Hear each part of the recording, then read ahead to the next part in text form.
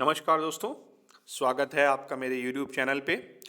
और आज हम लोग बात करने वाले हैं सूर्य, चंद्रमा और बुध की युति के बारे में कि इन तीन ग्रहों की युति किसी एक भाव में, किसी एक राशि में अगर आपकी जन्म कुंडली में हो रही है तो ये आपके ऊपर क्या प्रभाव डालती है।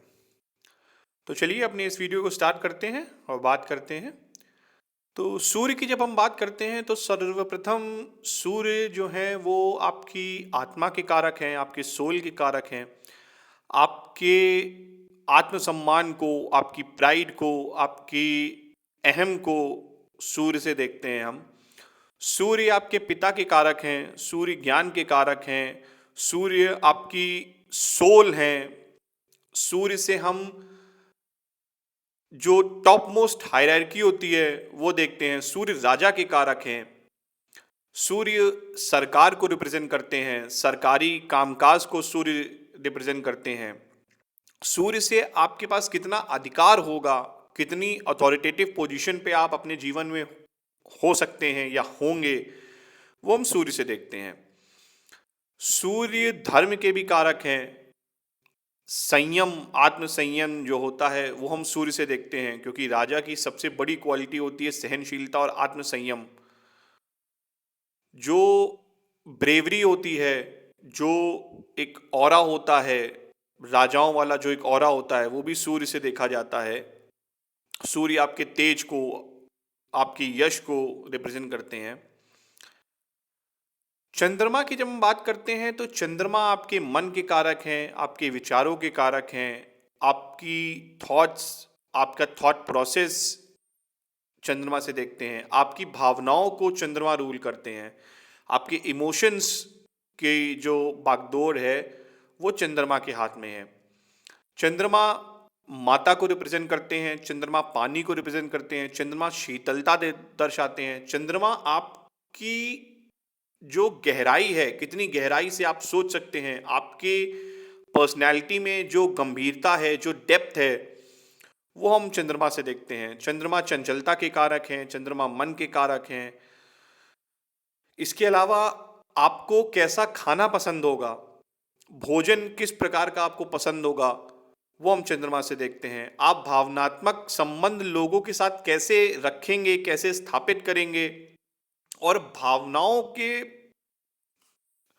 अकॉर्डिंग आप कैसे बिहेव कर सकते हैं, आपकी भावनाओं के जो कारक हैं वो चंद्रमा होते हैं।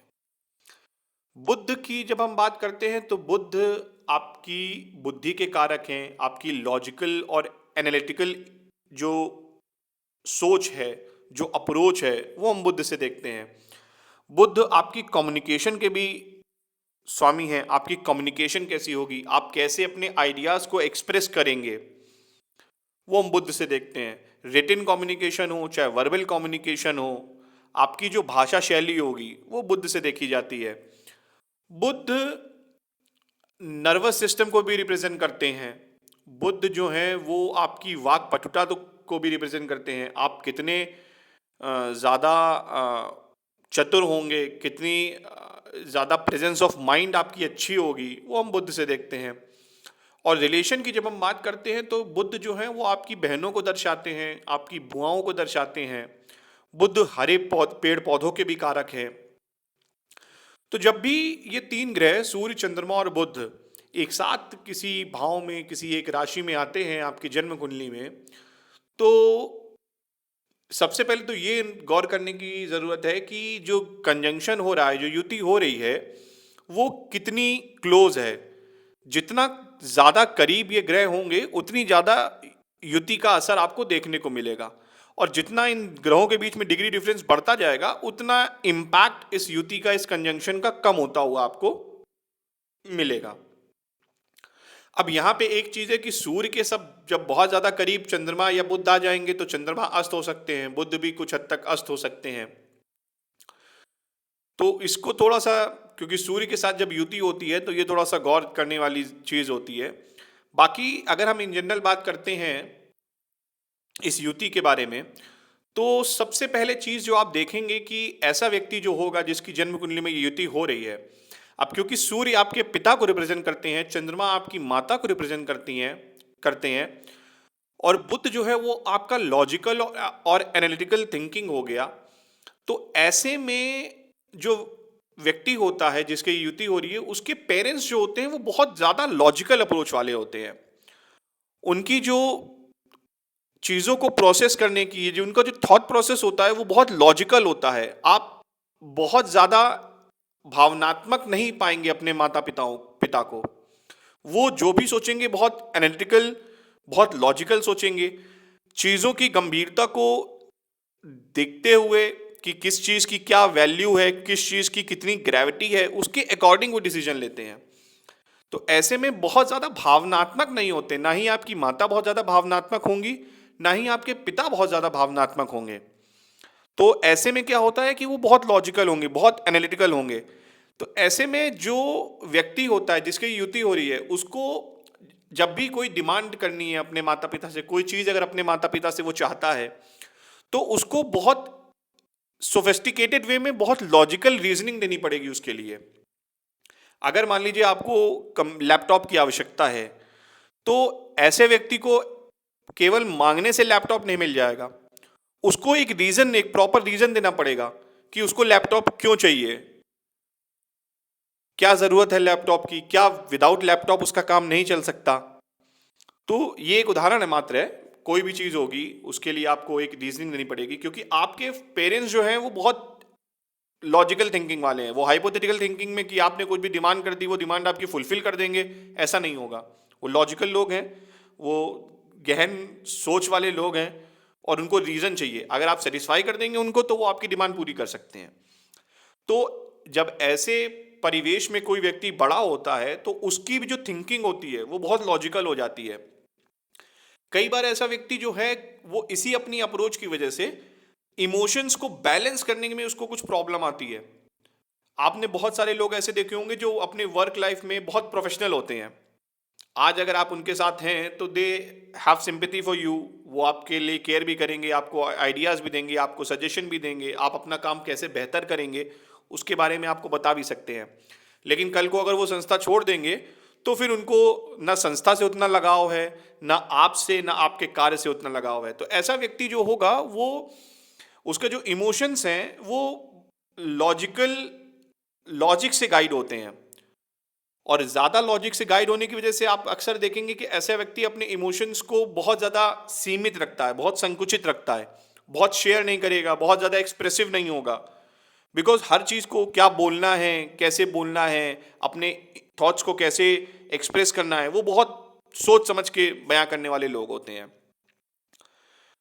चंद्रमा, अगर एक चीज तो यह है कि चंद्रमा और बुध जो है वो आपस में बहुत अच्छे मित्र नहीं है।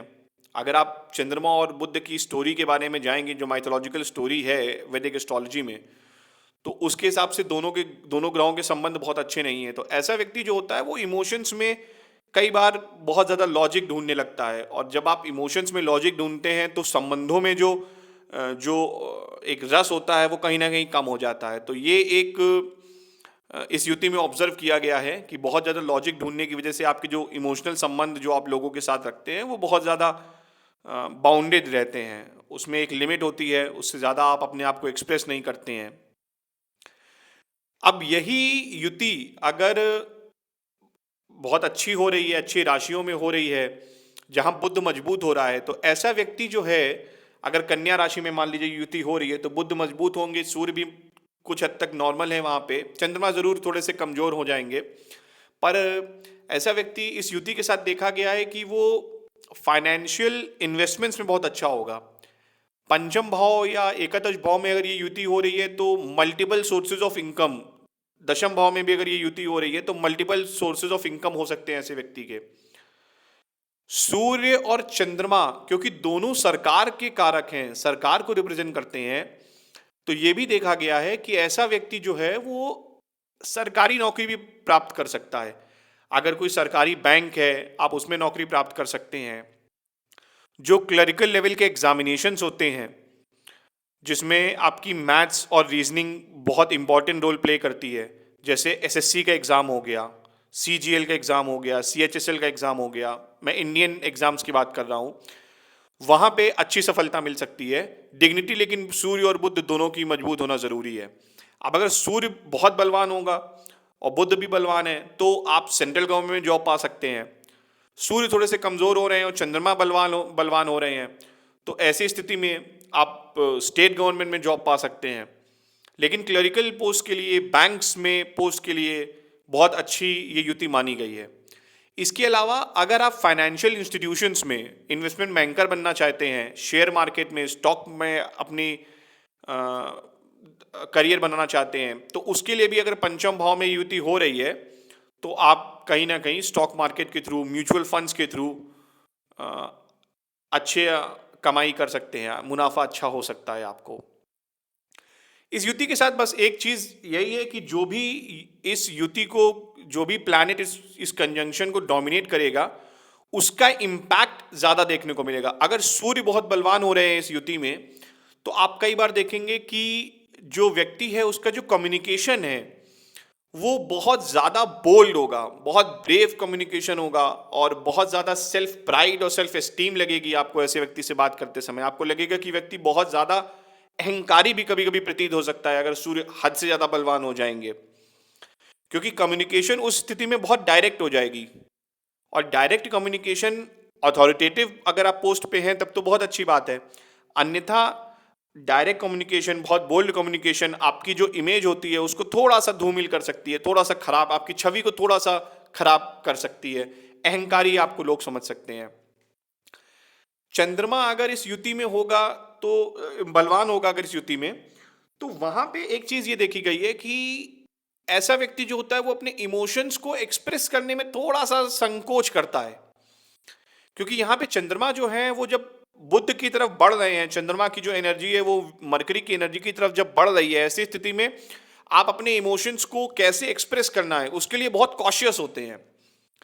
कई बार आप चाहते ना चाहते हुए भी अपने जो इमोशंस है उसको एक्सप्रेस नहीं कर पाते, क्योंकि आपको लगता है कि ऐसा ना हो कि मैं कुछ बोलूं और उसका सामने वाला कुछ और समझ ले।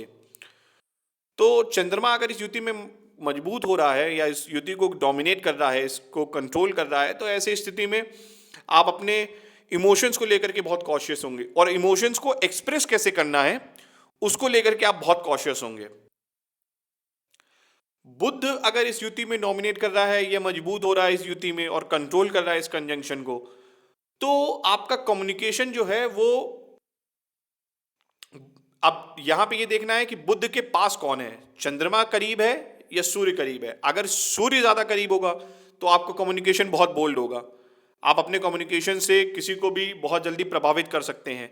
आपकी जो एक वाक पटुता होगी, जो भाषा शैली होगी वो बहुत ओवर पावरिंग होगी, आप बहुत रॉयल तरीके से बात करते होंगे, एक एक रॉयल नेचर जो होगा आपका।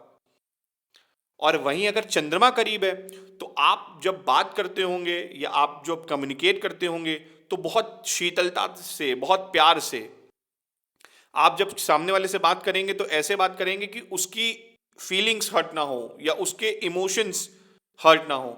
आप भावनात्मक संबंध बनाने के बाद कम्युनिकेशन करते हैं। ऐसा व्यक्ति पहले एक संबंध स्थापित करेगा और उसके बाद अपनी बात रखता है। इस युति में एक चीज जो देखी गई है कि अगर कहीं चंद्रमा बहुत कमजोर हो रहे हैं इस युति में, तो कई बार कम्युनिकेशन स्किल्स जो हैं वो हैम्पर हो सकती हैं। ऐसा व्यक्ति जो है वो कई बार बहुत ज्यादा इंट्रोवर्ट हो सकता है, बहुत कोल्ड हो सकता है अपने रिलेशंस में, वो बात ही नहीं करेगा आपसे, बहुत ज्यादा इंट्रोवर्ट हो जाएगा या एक्सप्रेस नहीं करेगा अपने आप को।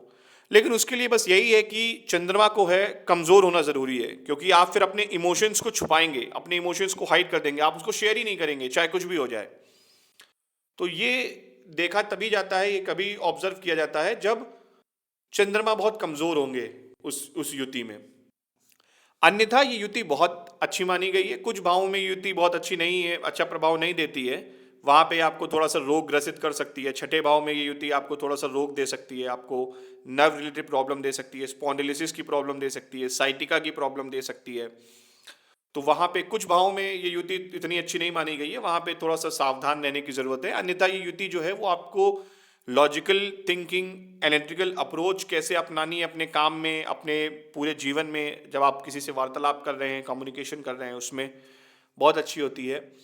और बुक्स को लिखने और पब्लिश करने के लिए ये युति अच्छी मानी गई है। तृतीय भाव में अगर नवम भाव में युति हो रही है तो काफ़ी अच्छी युति है, जिसमें आप अच्छी राइटर हो सकते हैं, क्रिएटिव राइटिंग आपके अंदर स्किल्स हो सकती हैं, आपकी जो कम्युनिकेशन जो एक्सप्रेस करने की जो वे होगी, जो शैली होगी, वो बहुत प्रभावशाली हो सकती है।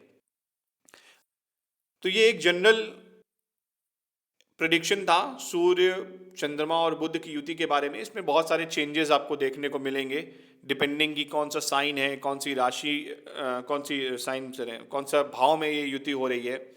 तो भाव और राशि से इफेक्ट आता है और फिर कितनी डिग्री डिफरेंस है प्लैनेट्स में, वो मैटर करेगा। लेकिन इन जनरल जो मोटा मोटा थीम आपको दिखेगा इस युति का, वो यही है।